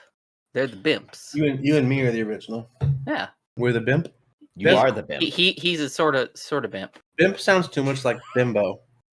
See, that's just your mind doing that to you, man. Okay, not everybody else is like that. I don't think it's just me.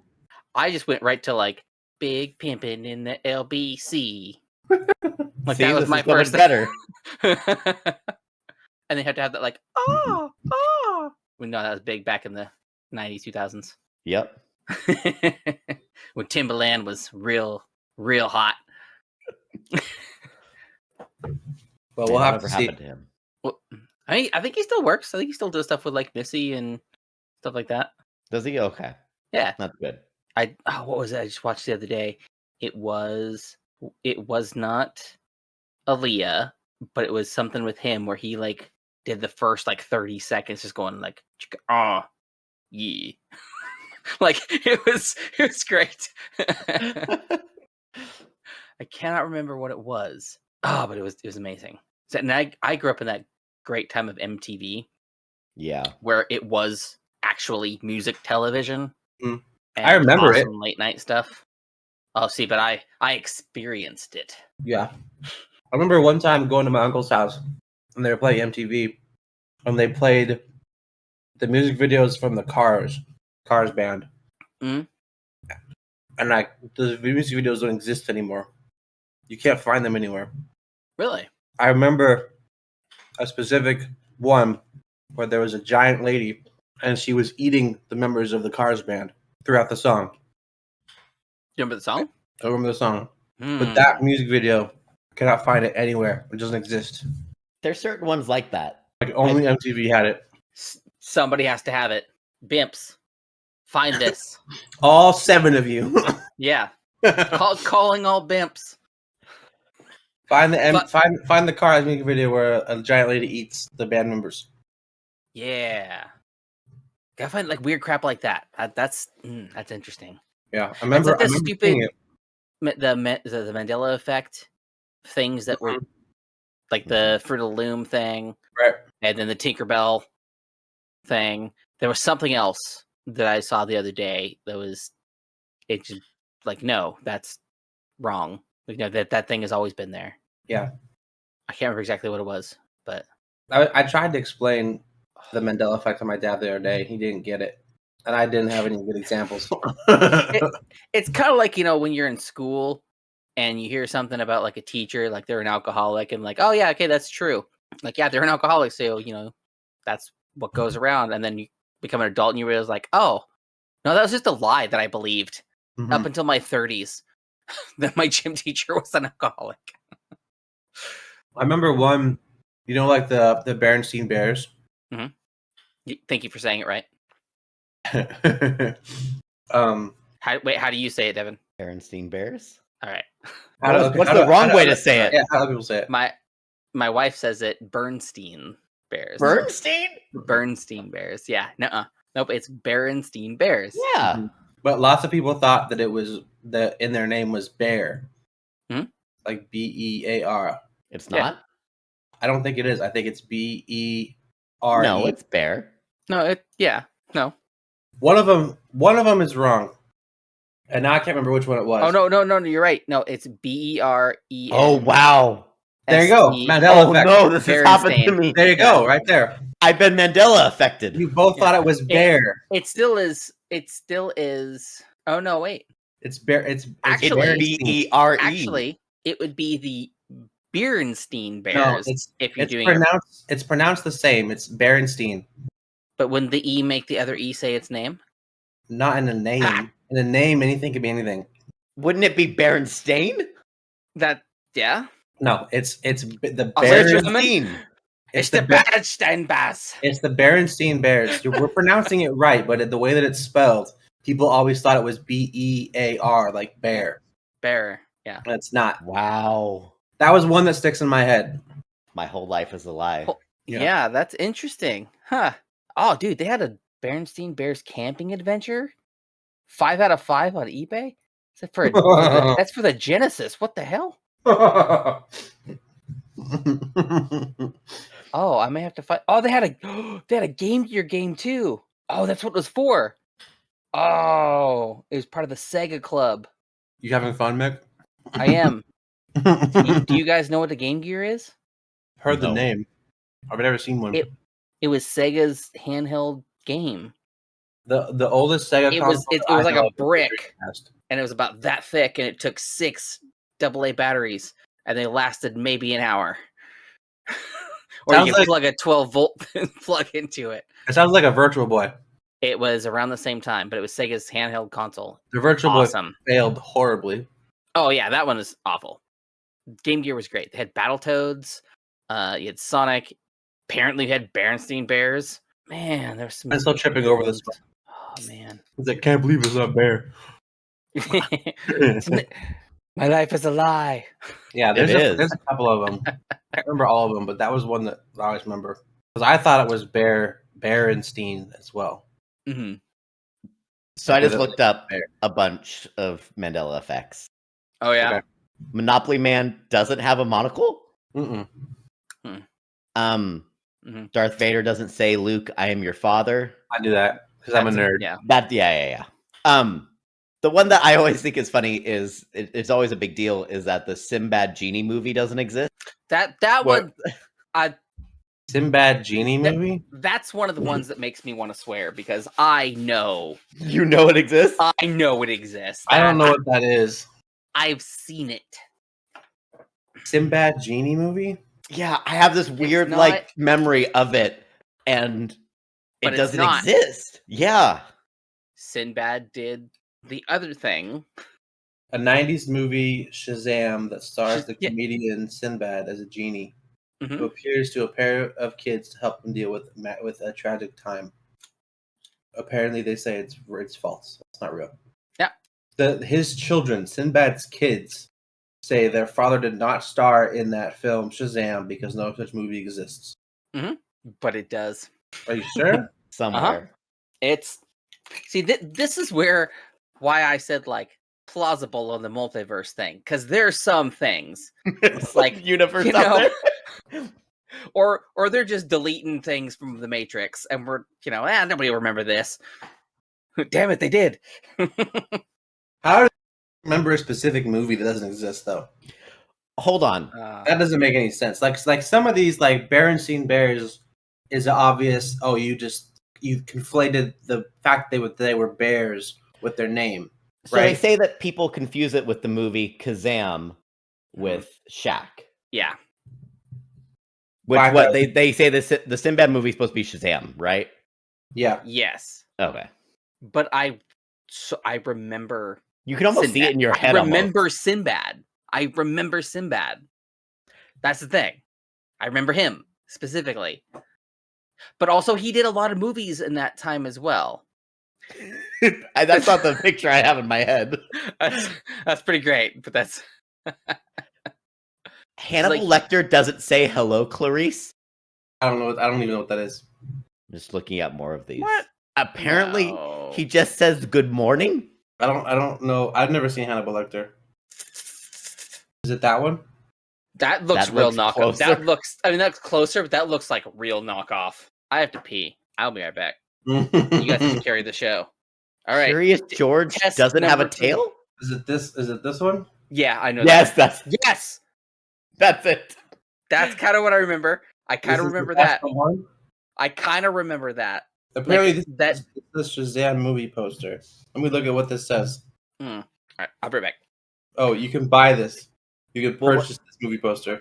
So when you look at the Kazam one, it's very similar to that, honestly. Yeah. Have you looked at it already? Yeah. It looks just like that, but it's Shaq instead.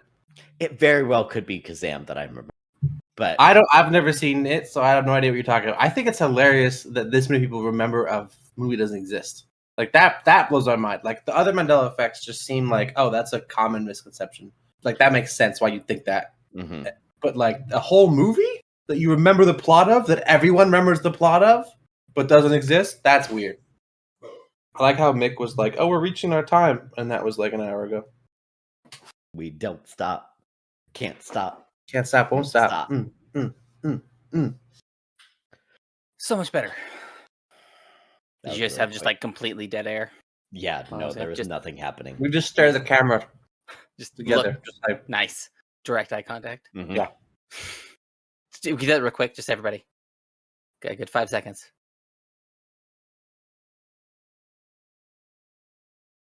All right, we're good. That was the longest 5 seconds of my life. I think it was like 6 or 7. Oh, I got a little... There it is. There's that stupid little piece that always doesn't get caught. My hair has not worked since the last time I got cut. It's so dumb. I do not understand it. Usually it works really well, but now it's not. So I have to have it in a little bun. Or it's not a bun, it's a knot. It's a man bun. He said it. You heard him. It's not a bun, it's a knot. You said bun. It's just a bun first. I said bun. It's canonical now. The Mick has a man bun. It's going in the wiki right now. No. No. Do not have a man bun. My daughter already makes fun of me for having a kilt. She's like, man skirt. Now you have a man bun. No. Mm-hmm. Mm-hmm. Oh, she's a little turd. She's a little turd. Love her, but she's a little turd. Stuff to look forward to, man. My hair also sucked. That's why I cut it all off. Yeah, but when I do that, I look like somebody, and I do not want to look like them. Who? And you would know them. Okay. Yeah. I was gonna say it and then bleep the name, but you wouldn't know who I'm talking about anyway, so it doesn't matter. like it's not a famous person? No. Okay. No, it's somebody I know personally. Yeah, it was. Does not look good because I have like 7 cowlicks. So when I shave my head, they go. Dah! Fun. Yeah, I have one big one right here in the back, and if it gets longer than like half an inch, it starts to freak out. Nice. You should just cone it. I have to buzz like every month. You should like shape it into a cone. Like a cone head? Yeah, just like embrace. That was a good movie. Coneheads were good. Have you not seen Coneheads? I have not seen that one. Oh man, we're gonna have to going on the list. Strike 3. Man, I mean, well, you're out of here. That one, that's not really a strike. That's one of the few movies that say Jehovah's Witnesses in them. Really? It is. Mm-hmm. Yeah. I've been hearing it a lot more actually lately. In movies? Movies and shows and stuff, yeah. I usually see it parodied poorly in shows, but I don't see it in movies. And I feel like mainly shows. Like, yeah. Oh, that was really bad. But yeah, that audio texture in Coneheads, they pretend to be Jehovah's Witnesses. Oh, interesting. To get into someone's house. And it's who's the dude? I can't remember the actor. I have no idea. Because it's Jane Curtin and oh no, what's his name? Dan Aykroyd. Are the Coneheads. By the way, in case anyone's wondering why I'm so fuzzy. Yeah. Because my wife had COVID for 2 weeks and I've been at home doing nothing. That's okay. And my razor has been stuck in her COVID bathroom. She quarantined herself in the master bedroom with the master bathroom. My razor's been stuck in that bathroom. I have had no way to shave. I'm going to shave probably this weekend. So next podcast, we'll see this. What did you do for clothes? Like right as soon as she got COVID, she put on her mask, obviously, and she brought me like all of my shirts and underwear. And put them in the guest room. And I've done laundry once. Did you have any pants? Who wears pants? We already established he doesn't wear pants. I have one pair of basketball shorts. He's just flopping around the house. If I need to go to the store or something, I wear the basketball shorts. Which then he's just flopping in his shorts instead of flopping around the house. So, yeah. Flopping being the key word. Pair of basketball shorts. They're fine. Oh yeah. I have underwear. And I got my deodorant in there. All right. You have your Manscaped crop preserver. That's in the COVID bathroom, unfortunately. Yeah. So your crops have not been preserved. As well as the Manscaped razor. That's also in the COVID bathroom. The lawnmower 4.0? It's 3. Oh, you get 3.0. Oh, nice. I got the 4. Yep. I didn't know you guys were sponsored by them. Are you guys sponsored by them? Definitely. No. Oh, okay, got it. We should. We should be. 100% sponsored by Manscaped. I will totally talk about shaving balls because I do it all the time. It's funny because I bought it because Two Bears One Cave was sponsored by it. Oh, really? And he did it. It tripped me out because he did an ad in their podcast for the lawnmower 3.0, and the link was broken, and it didn't exist on the website. So he did the ad for the lawnmower 3.0 before the lawnmower 3.0 was even released. Oh, like they sent it to him, but like they didn't give him I don't know what happened. Like he didn't have a date or something. He did the whole ad for it, and it was like a month before it even released. So that's funny. It was that the fact that it didn't exist was stuck in my head for a month, and when it finally came out, I had to buy it. That's awesome. But yeah, that was the turning point. That shows you that like advertising works in certain ways. Because I love listening to like old radio, like from like the 30s to 50s, like old radio shows, and I found these ones of Dimension X, Texas Ranger, Night Beat, and there's one other one, but I got them all synced up. Like I found these playlists so I could listen to them in succession, like during like the Wheaties week and stuff like that. And it made me go buy Wheaties. The ads for Wheaties made me go buy Wheaties. I'm like, man, I haven't had Wheaties in so long. This sounds really good, and they were delicious. Yeah. There was like, man, this is cut up some apple in this and some. Oh, it's great. But it shows you that advertising does work. Sometimes it works. Sometimes it's obnoxious.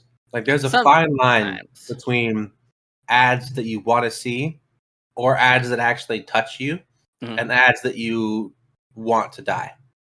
Maybe they're just not ads for you, you know? Like they're meant for somebody else. I don't know, because like the thing is that every ad now is marketed towards an individual. Every single ad, they look at your browsing history and what you say or in front of groups, yourself. Though they go not specifically just individual, but like group wise as well. Like, oh yeah, you're kind of depressed.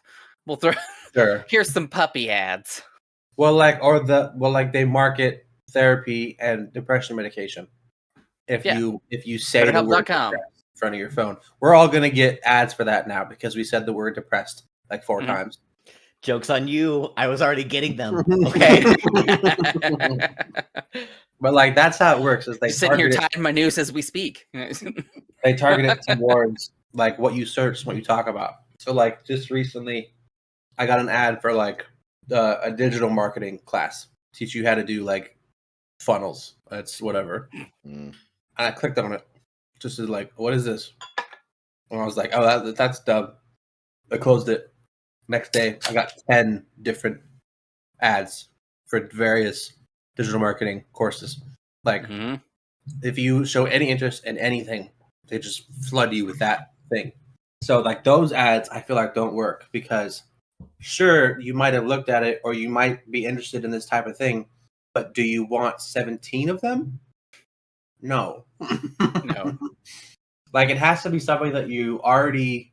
It has to be something that you didn't know you wanted. That's like the perfect ad. Right. Like if you didn't expect it, you see it, you're like, that's really cool. I want that. And then the ad shows you how to get it. Like that's happened to me with like electronics. Like I'll get an ad for like a fancy keyboard or a fancy mouse or something. And I'm like, oh, I could use a mouse upgrade. And I'll look at it and I'll look at all the specs and I'll research it. I'll look at YouTube videos about it. Like specific things that I didn't know that I wanted until I saw the ad type of thing. I'll look at and do research on. So I feel like it's like advertising doesn't work, but it's like specific things to work for specific people.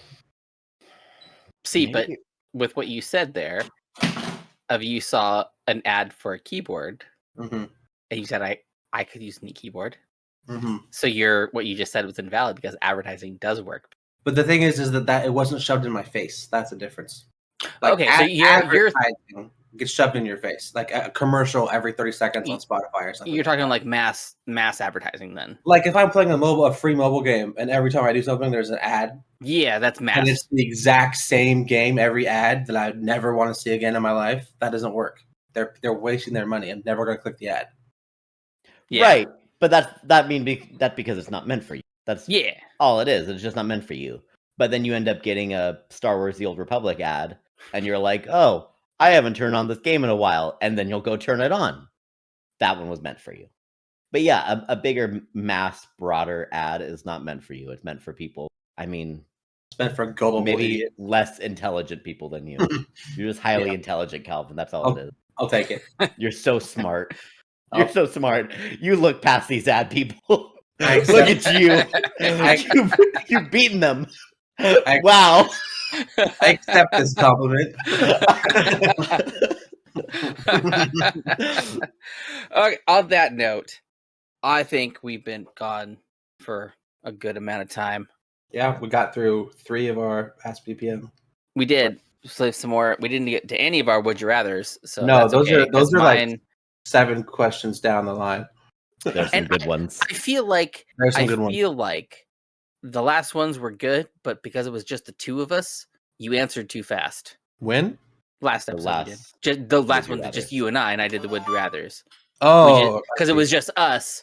It was just like, bam, done. You asked me easy ones, like, would you rather eat mayonnaise or ketchup? And I was like, well, that's easy. I like. Well, right, but we didn't like discuss it. I mean, I gave you. I feel like they weren't. We discussed some, but like they weren't complicated enough to discuss for longer than 5 minutes. Is the thing. I mean, but you could always find something to discuss about something for more than 5 minutes. Calvin just always has a definitive opinion. So yeah, I have definitive opinions. That's correct. Discussion for Yes. him. Well, because if I give you my reasons for my answer, and then you say, "Yeah, that makes sense. I agree with you," that's the end of the discussion. Like, Well, hopefully the next one will get into some more juicy ones and actually discuss them.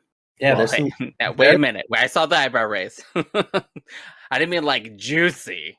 There's some pretty juicy ones. I mean, coming up, I feel like. Would you rather? I'm sure there's some good. I'm sure there's some good ones. But we'll get some spicy stuff, but not too spicy. We don't want to go. There's a couple like really. I mean, there's some gross ones, but there's a line. There's a couple really complicated would you rather's in this list, so we're gonna have some discussion for sure.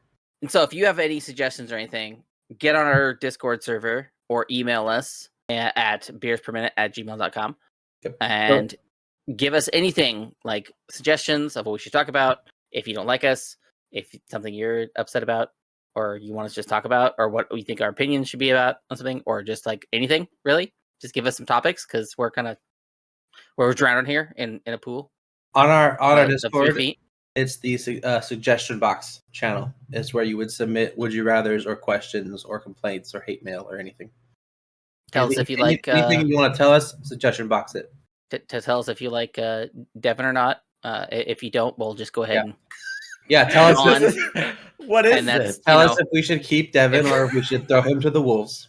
This isn't a vote. If you don't, we'll just go ahead. I mean, we'll just pull that He'll ripcord never and be go here on like a Beyblade. We'll kick her from the server even if you don't like him. He'll be gone. Yeah, that's so extreme. I mean, have you ever released a Beyblade out in the street? Just I've pulled that cord. I've never released one out in the street. No, I think I've only ever released a Beyblade. They find their own path. So I mean, we will give you that same Devin, ceremony you'll if find your own path agree. like a Beyblade. But that's up to them. Oh, like also, a Beyblade, I make my own way. Hey, Beyblade, I shall make my own way. You guys want some stickers? Want some BPM stickers? I want some stickers. I mean, I know you do, but like Mick people out there, if you can't see them, if you're not watching videos, it's our BPM logo. If you want some of those, let us know. Are we gonna put that on our merch store?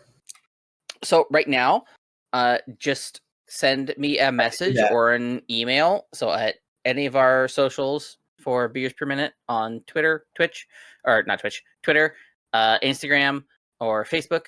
Hit us up on there. Or TikTok, yes. Let us know if you want one of those. Or email us at beersperminute@gmail.com. And we'll get you one of those cool things. Also, we're going to have some cool stuff that we're working on for merch-wise. We're eventually going to have a merch store. I already ordered samples, so you'll see us repping it first. You did? You ordered some samples? Yeah. So when they get here, we'll be wearing them, and you'll be able to see what they look like. And then you can go purchase them yourselves. Do guests get samples earlier? I only bought one of each thing, so there's not going to be a bajillion samples to share with everybody. But if the viewers vote that you stay here, then you might get a sample. I mean, yeah, that'll be a perk. Viewer's decision here. Yeah. Hold on. Can I make a quick plea to the audience? Or not? You get 30 seconds. Please do not send me out on the street like a Beyblade. Please. I don't need to necessarily be on the podcast. I would like to just be around at least. And not discarded. I feel like the discarding is the ultimate it just hurts. And I'd like to just stay in the server or just be around at least. Maybe come back even. You get one or the other. Either you're a permanent member or you're gone. I felt like that was a good plea. I'll stand by it. Okay, everybody. If you haven't watched it, go watch the last one with me and our guest, Jason the King Whited, as we talk about him and his love of Elvis and how he got into being a Elvis tribute artist. Tell us if Devin should stay here or not. There will be a link to the previous episode in the bottom left corner of the screen. Cool. And a link to the next episode right here in the top left corner of the screen. To the next one? The next one. Oh, right. Yeah, we're ahead a bit, aren't we? I forget about that. Well, I put it on there because it'll automatically point to our next uploaded episode. Oh, okay. So I don't know YouTube as much, so yeah. Well, and like say that they watch this when we have 20 episodes, right? Episode 7 will point to episode 8. Okay. That tracks. I see it's math. Okay. So on the far right side, there's a subscribe button. On the bottom left, there's a previous episode. On the top left, there's a next episode. That's what we have for every episode so far in the last 30 seconds of the video. So however you edit this, that's where the cards will be. Sweet. Tell us if we're going to keep him or not. Yep. All right, everybody. Bye. Bye.